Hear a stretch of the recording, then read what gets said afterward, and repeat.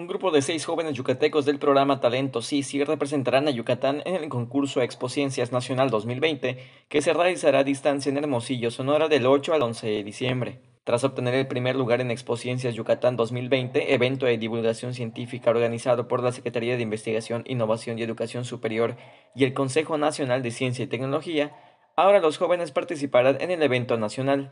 Los jóvenes yucatecos fueron elegidos por 3 proyectos presentados: Rescatando a la pata de elefante, cuyo objetivo es promover el uso sostenible de los ecosistemas terrestres y frenar la pérdida de la diversidad biológica; Control remoto por Internet, que promueve la seguridad alimentaria y la agricultura sostenible; así como Coloreando la naturaleza, que impulsa la industrialización inclusiva y sostenible. El Sisi reconoce el compromiso del gobierno del estado por impulsar actividades que fortalezcan la cultura y la vocación científica de la niñez y la juventud.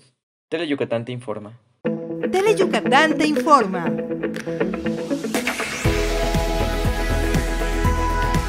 Lunes a viernes, 3 de la tarde. Síguenos.